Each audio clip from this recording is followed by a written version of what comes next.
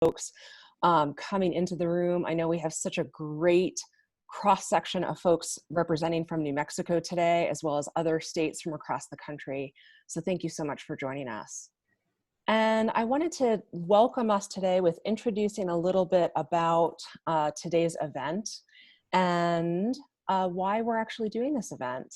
And as we get going, again, I'm going to jump in a little bit to some Zoom details and information for us. So again, as a reminder to folks, please mute yourself. And we are going to actually request for everybody to turn your video off. And the reason that we are going to we've asked for folks to do this for this first 30-minute time period is that we are really fortunate today to have Megan Goldberg, who's an ASL interpreter, who's going to actually be interpreting the first 30 minutes for us. So if everybody could please make sure to have your video off. And Olivia, I see that you have started recording and just want to remind you to make sure to turn off all non-video participants. So hopefully you can see who's speaking and Megan as well in the recording. We also want to invite everyone to use the rename feature in chat. And just a reminder for folks, if you click on participants and go through the list of participants and find yourself, you'll either see a more box or 3 dots. If you click on that, there's a drop-down menu, and in that drop-down menu, there's a rename option. We invite you to click on that rename option and rename yourself with your state and your pronouns as well, so we can get a feel for who all is joining us across the country. We also invite all of you to use the chat box today and feel free to communicate with us, especially during this first half hour using the chat box. And we're gonna have plenty of time for you all to be in conversation with one another in small groups, starting in about 25 minutes. Next slide, please. I'd like to also start us out with some gratitude, and I'd like to thank all of our incredible facilitators. We are so fortunate that we have 18 facilitators from New Mexico, Maine, and Colorado who have stepped up into incredible leadership today to be able to support meaningful dialogues in small groups, since we have such a large group of participants today. So my heartfelt thanks to all of our facilitators. This is a picture from our training that we had on Monday. So I'm really excited that we actually get to now do this event today. Also, as we're getting going, I do also want to acknowledge and thank the North American Association for Environmental Education for supporting the event today. And I'd like to also just root our conversation today and why this conversation and why these 3 states. So we're really fortunate that we have New Mexico, Colorado, and Maine represented today. And all 3 of the organizations that are supporting today's event are organizations that are affiliates of the North American Association for Environmental Education. And last year, our 3 states worked together on a project called Every Kid, Every Day, Every Way. And really, this project is about envisioning a new future for environmental and outdoor learning that's about supporting every child having access every day to opportunities to engage in environmental and outdoor learning in every way feasible. And we actually created this poster, which we are going to be launching during our July 22nd follow-up event from today. That part of this Every Kid, Every Day, Every Way campaign is not just painting the vision for the future of environmental education, but really rooting it in systems change. And how do we think about things like policy and shared resources and building stronger networks so that we all are supporting one another in the most meaningful ways possible. And so today's event really comes from conversations that the 3 states have had from last year. And we just all feel so fortunate that we were thinking about how do we come together now in these times of COVID and really use this as an opportunity to re-envision environmental education. So we're so excited today to be with all of you.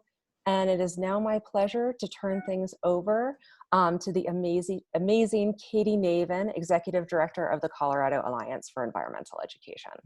Thanks, Katie. Thanks so much, Eileen. I will ditto your welcome and excitement about having everyone here together today. We wanted to start with a land acknowledgement and a recognition of the injustice that we're seeing in the world. And that's one way that we can support equity, by beginning our day by acknowledging our history of colonization and oppression, and that our organizations have had a role in that. We acknowledge that these systems of oppression are still in play today, and that historical events as well as current events cause impact and trauma that's being felt today. It's important to remember that wherever we are, wherever you are in the country, is the traditional home of Native peoples, many of whom were forcibly removed from their lands so that we could be here today. For me, in Denver, we are in the traditional home of the Arapaho and the Cheyenne people. In Maine today, the Wabanaki Confederacy is the largest grouping of tribes that currently covers Maine. And in New Mexico, it is the home to many Native nations, and we'd like to specifically pause to acknowledge the Navajo Nation, who, because of systemic inequities, are facing the highest rate of COVID-19 infection in the country. Historically, white communities have often been centered in environmental education, and the contributions of Black, Indigenous, and people of color have often been excluded from our narratives. Black, Indigenous, and people of color have vibrant, rich histories and cultures that contribute to our field, and we all have responsibility to continue working to change those systems that continue to allow injustice and inequity to exist. And hopefully we can do that a little bit today by beginning these conversations. And with that, we'd love to just jump right in, and it is my pleasure to introduce Parker Mcmullen Bushman. And we are so excited to have her voice and her wisdom to really get us all started thinking today about the opportunity that we have to center equity in our work. And in everything that Parker does, she's engaging audiences in new thinking and what it means to be a diversity change agent, an inclusive leader, and building capacity for transformational change. Parker is currently the Vice President for Programs, Interpretation, and Exhibits at the Butterfly Pavilion here in Colorado. Parker's background is in the education, conservation, outdoor recreation, and interpretive field spans over 20 years. Her interest in diversity, equity, and inclusion issues developed from her own personal experiences facing the drastic lack of diversity in environmental organizations and green spaces. She tackles these complex issues by addressing them through head-on activism and education. Parker is also the creator of an online resource that everyone should check out if you haven't already, called Ecoinclusive. Ecoinclusive provides training and resources for leadership at nonprofits, cultural, and environmental organizations to aid them in building a culturally diverse and culturally competent staff that reflects the populations that they serve. Parker is also one of the founders of the Summit for Action, which is a 2-day packed event full of conversations around equity and inclusion that will be happening in August, and it will be going virtual this year. So I encourage everyone to check that out. And with that, I would love to turn it over to Parker and welcome her voice and wisdom. Thank you so much. Thank you so much. That was amazing. I'm going to share my screen with everyone. And let me make sure I get the right screen. There we go. All right, I am so excited to be here today and have the opportunity to chat about this really important topic. Thank you so much for having me in this space. And thank you to Eileen, Olivia, and Katie for inviting me to kick off this conversation. To begin with, for everyone, I just want to take a moment and breathe. Right? So if you'll just indulge me, can we breathe together for a moment? Breathing in and breathing out. Breathing in and breathing out. Breath is connection. And I wanted to start this morning off getting centered. This GIF is actually one I've been using a lot lately whenever things are feeling a bit overwhelming. It calms me, and I wanted to start here because we have a big conversation ahead. I've been thinking a lot about breath and about breathing, right? It's so important. And I've been talking a lot about breathing as well. The transformation known as the Great Oxidation Event occurred when the atmosphere gained oxygen for the first time. And it's an element that's crucial for nearly all animal life, including humans. And so some new analysis thinks that that event happened over 2.4 billion years ago. Breathing is essential to life because our cells require oxygen to move, to reproduce, and to function. But, I've been thinking about it because when someone says, I can't breathe, right? When they're saying, I cannot breathe, they are saying that they are lacking an essential function to live. And I've been hearing, I can't breathe from a lot of people. Everyone from family members to friends to coworkers. And people have been saying it because they are overwhelmed and they feel like here in 2020, they have not been able to catch a break. So I don't think it's an exaggeration to say that 2020 has taken all of our breath away, right? It's been a significant year, and it would be hard to imagine anything taking the spotlight from COVID-19, but protests around the world, linked to the death of George Floyd, has once again brought forth that refrain of I can't breathe. And again, it is tied to racial oppression. So breath has been a really important refrain, I think, of these last few months. In Maslow's Hierarchy of Needs, it's a theory, psychological theory proposed by Abraham Maslow in 1943. And this hierarchy states that there are 5 categories of human needs that dictates an individual's behavior.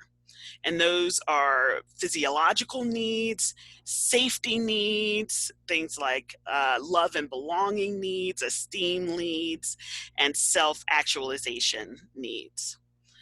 Needs at the bottom of the pyramid are basic physical requirements, including the need for air, the need to breathe, the need for food, water, sleep, warmth.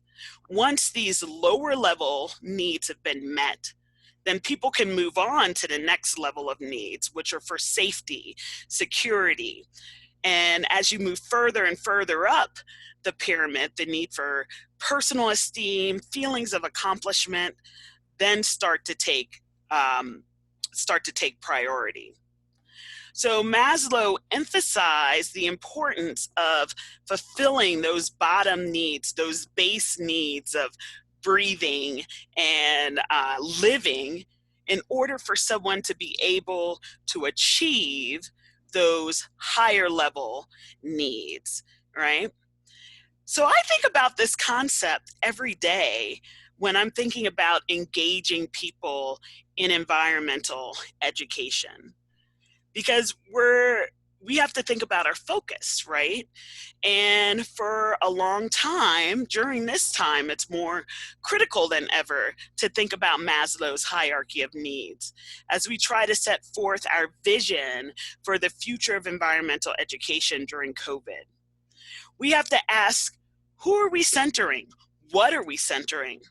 And what do we need to think about in order to center equity in this conversation? For a long time, we've been focused on the outcome of having people take care of the planet. And sometimes we've been focused on this to the exclusion of other issues.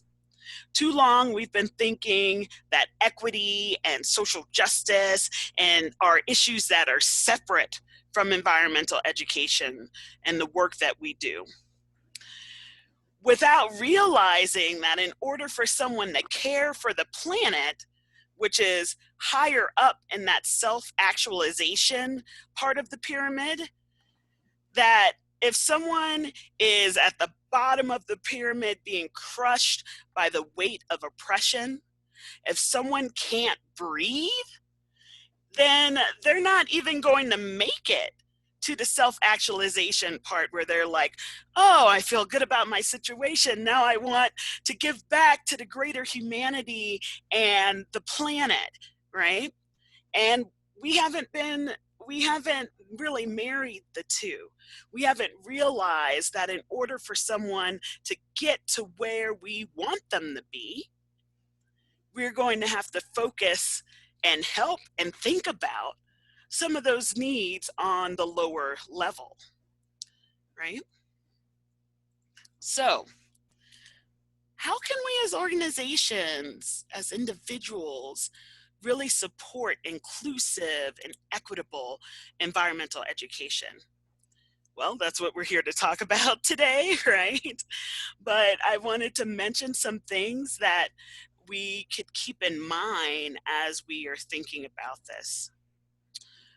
One is, in order to move these conversations forward in our personal lives, in our professional lives, we have to have a clear understanding about history, about systems of oppression, and how they continue to work together.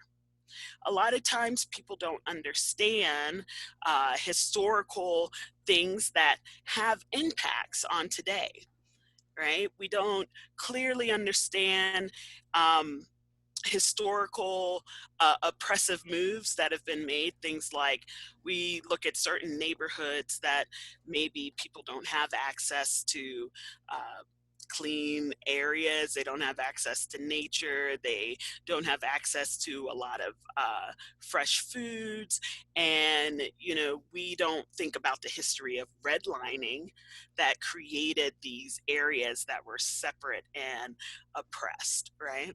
We don't think about the ties between historical oppression and things like slavery and Jim Crow that have led to groups of people not being as active in the message that we have today.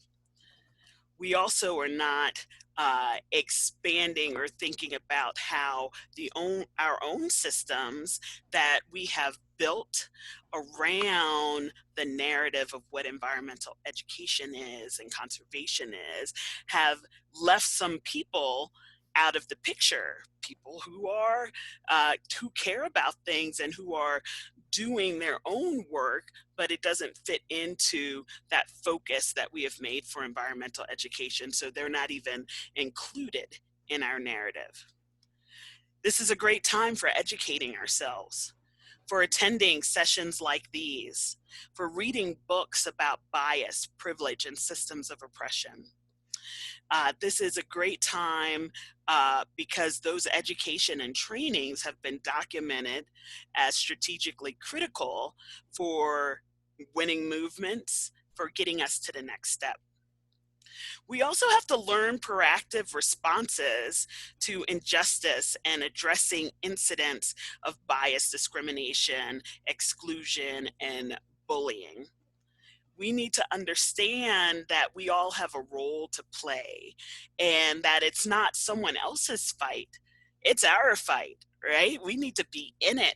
We have to be making these moves in order to get anywhere, in order to get our message across. Because, if you don't think that climate change issues, if you don't think that environmental justice issues aren't tied to oppression, right, aren't tied to social justice issues, then we've got some more learning to do, right? Because it's intricately tied and it's so important because it's all of our fights. We then need to apply that learning to a larger platform in our communities. We have to continue to build our own communities in times of crisis.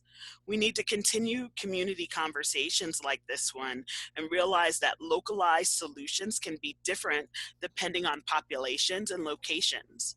We should work within our local communities, organizations, and building local community alliances. We have to create an understanding around the special needs of different communities and the issues that people in those communities care about, like safety, education, housing, health. And then how do those things tie to the message that we're trying to get across? I encourage people to think about solidarity, not charity. I challenge you to think this way because it's not only about helping people who are struggling during hard times, but it's also about examining the systems that got us here in the first place. And all of the things that we do to help and support our community, we have to remember that the system is why we are here, and that coming together as a community in solidarity is what's going to get us out of this. In many ways, the pandemic has just cracked open the veneer of our economic and social system to expose just how unjust and unhealthy our systems are. And it's our job to make it clear that this is a system problem and to showcase a more equitable, compassionate, and creative solutions for how we get around this systems problem. We need to talk about and think about intersectionality. How multiple identities like race, gender, and sexuality intersect to compound issues. Intersectionality can be a double whammy, compounding the effects of the already stressful COVID-19 situation with oppression and inequities in power structures. And we have to continue to make the invisible visible in our communities. Many injustices are invisible to the mainstream. We have to bring these wrongs into full view. Then we can change the game. We can make the need to take action palatable. We need to bring these fights to light. So these are scary times, but really we can thrive together. Moments such as these can amplify and lay bare structural inequalities and societal impacts of bias and the relationships of power and privilege. But this is a brave new world. We can create spaces where we all can breathe. We can create spaces where we all have the base needs that we have to survive so that we can concentrate on saving the planet. We need to think about what opportunities do we have now that we've never had before. As nonprofits, agencies, organizations whose touch point is the environment or the outdoors, we have the opportunity to reimagine what we do and how we do it to address the inequities and injustices in our society so that the needs of the most vulnerable are met. The last few weeks have brought about a dynamic community conversation around equity and justice and systems, and it's just the beginning of the conversation. We are on a long journey together, and I'm so glad that we've created this space together so that we can dive into this work and really feel and figure out what we need to do next. So thank you very much for allowing me to be here today and to share in this. Thank you so much, Parker. I'm already feeling that it's so different in this virtual space that we'd all be, cheering and visibly excited about what you just shared, and we're missing that, and I'm really noticing that today. So thank you so much. I've seen you speak several times, Parker, and every time I learn something new, and you're so inspiring. So thank you for taking the time to share with us today. I also want to thank Megan, who is working to keep up with us. So thank you so much, Megan. And we're going to have this recording available of this first 30 minutes of our session together today after our time together today. as I was listening to Parker, some things that really resonated for me is I really appreciated, Parker, how you led us on this journey of thinking about breathing, and how breathing is so much about being present and in the now. And I really love how you connected the present to the history and the impacts and trauma from the history and the present impacts of today. And really thinking about how do we own and acknowledge our past, our present, while thinking about the future. And really that offer of invitation to all of us to think about this is the beginning of the conversation, and that we have a real opportunity today to create a space with one another that we can all feel comfortable breathing. And that really hit me hard, thinking about I can't breathe and what that means literally and metaphorically in the times that we're in today in many different ways. So as we get going today, just a couple of things that I offer to all of us to reflect on and consider moving forward is that today is an investment that we are all making in a conversation. And it's a conversation that is longer term than today. And I can't emphasize enough that we have such an opportunity as a field of environmental educators to invest in these conversations today and tomorrow, to do that individual reflection, organizational reflection, statewide reflection, regional reflection, national reflection. And that our hope for today is that in our small group dialogues that we're going to hear new ideas and opportunities for us to think about how we can re-envision what environmental and outdoor learning can look like at home, in communities, and at our schools in ways that really are truly inclusive for all of our students. How do we really re-envision things to move towards that idea of supporting all of our students? I also want to mention that we will be operating today off of what's called the village model. And the idea of the village model is that we have experts already in the room. We all are bringing many different experiences to these conversations today. And for us to all feel free to share our wisdom, advice, guidance, and expertise with one another, because there's such a richness when we do that in conversation with one another. So again, thank you so much, Parker. And it's my pleasure now to turn things over to Olivia Grissett and Megan Young from Maine, who will be getting us going and prepared to move into our dialogues together with one another. Thank you, Eileen. Hi, everybody. My name is Olivia Grissett. I'm the Executive Director at the Maine Environmental Ed Association, and I use she, her pronouns. I just want to say again, thank you, Parker. You're brilliant and one of my personal heroes. I've been learning so much from Parker, following their work on social media and at conferences, and just so honored to be having you in this space with our community today.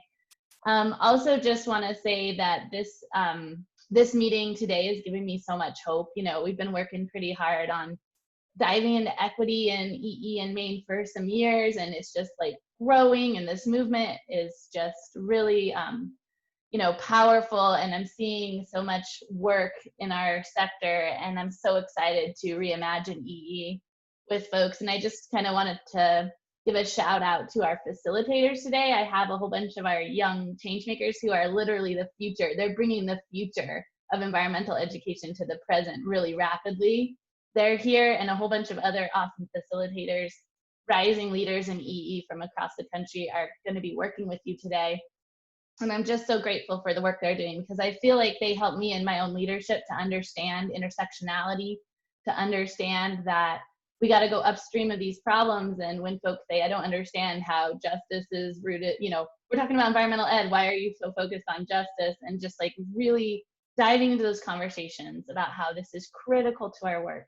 And if we're trying to imagine a sector where every kid every day has access to these powerful learning opportunities and outdoor opportunities, like what really is access? You know, what does that really mean to have those opportunities? And what do we need to do to get there? And it really is rooted in justice and equity. So I'm so excited to be here with you all today. There's a couple questions. You're going to be experiencing some really amazing small group conversations, and Megan's going to share a little bit more about that structure, because I'm sure you're all curious right now. But there's just a few questions that you'll be asked to address within those as a group.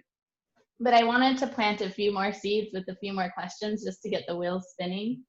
So today when you go into your small groups, I want to challenge you to be okay with this conversation being unresolved. Like, we're not going to go right to solutions and solve all these issues. We need to be in this conversation. This is one of many that we will be having for many years together. And I want you to be courageous. I want you to throw ideas out there and to pull them apart and to examine them and to be open to people questioning and just diving in. And we really encourage you to think about who isn't here still, who isn't here today that needs to be adding into this conversation. And what else do we need to understand before we can move forward together? And finally, this is something we've really been grappling deeply with in the design team for this work is we know in order to center equity, we have to decenter something else. What is that? What are we decentering to center equity? You know, our liberation is tied together. It's intricately tied together. So this is necessary work. And in COVID, I've just been thinking about this quote so much that one of my changemakers shared with me, that sometimes when you think you've been buried, you've actually been planted. And I think this is a moment for us in our field to think about how we can reemerge, just like Parker said, and push back against these systems, and to think about what we need to do in our organizations to do that work together to advance the field. So I'm excited to reimagine this future with you, and I'm going to turn it over to Megan, who is also from Maine, and will be sharing our next steps. Thank you, Olivia. Hi, all. I'm Megan Young. I use she, her pronouns, and I work intricately with the Maine Environmental Education Association, and I am calling in from Bethel, Maine. I just am overwhelmed with gratitude for Parker, for the facilitators, and for the gift of being part of the planning team, and for all of your presence here. I'm feeling extremely moved by how many people are here and willing to be vulnerable and part of this this conversation. So I am sure many of you are wondering what the day is going to look like. And so your task for today is to participate in 3 breakout room sessions. So each breakout room session is going to be about 30 minutes. We're going to start with introduction in your first breakout room, and you will be assigned to an amazing facilitator for these 3 sessions. So we'll start with introductions, and then we'll be discussing environmental and outdoor learning at home, so within the family in that central home model. Then we'll take a break and we'll transition, and you'll return to the same group, and for the next 25 minutes you'll discuss environmental and outdoor learning in the community. Again, we'll transition, we'll take a short break, and then our final breakout room session will discuss environmental and outdoor learning at school. And within each of these breakout rooms, there's 2 prompts to get you thinking about shifts that have happened, inequities that have been exacerbated, and how you can move towards centering equity in these spaces and in the work that happens in these spaces. In having these conversations, I also want to touch base on some community agreements. I think that's our next slide. Thank you. So we posted some community agreements to help guide these conversations. And these are a start. In your group, you might find that you may need to develop these further in your introductions, but these are a good place to start. So we want to acknowledge that all feelings and experiences are real and valid. We want to acknowledge and agree that all voices are heard and respected. What's true today may be different tomorrow. Impacts are different for different individuals in different communities. We want to welcome innovative, bold, and new ideas. We want to acknowledge and agree that voices are missing from this conversation that we're starting today. It's okay to be raggedy in these conversations. And we want to focus on this acronym of WAIT. So why am I talking, or why am I not talking? And developing that sense internally of when to step up and when to step back in these conversations, and recognizing how much your voice is being shared. We'll be working together in these groups and taking notes on a platform called Jamboard, which your facilitator will be introducing to you. It's more of a collaborative approach to note-taking, and each group will have their own individual link that will be available in your breakout rooms. So this is just a more collaborative version of Google Docs, and your facilitator will be helping you with the process of developing these boards. You'll be automatically assigned to a breakout room. An invitation will pop up on your screen after we're done closing out the beginning of this session. And you will have the option to join or wait. If you have questions, you can wait, and then we can help you move into your group, but we are telling you to click the join room button. It might take a few minutes for all the rooms to be populated. And so while there's a few minutes in between or in the transition, we'd love for you to reflect on one of your introductory questions, which is, why is centering equity in your work important to you? So when you're giving your introductions in your small groups, this will be one of the things that we're going to be asking you to share with your group. I would like to turn it over to the other members of the planning team in case there was something I missed or if there's something that you would like to add. Thank you. You should be getting an invitation to your breakout room soon. If you are someone who is using audio from the phone and video on the computer, go ahead and don't click that button right away, and I'll make sure that I didn't separate your video and your audio into two different groups. So just hang tight and we'll make sure that that is all set. But otherwise, a little box should be popping up on your screen soon.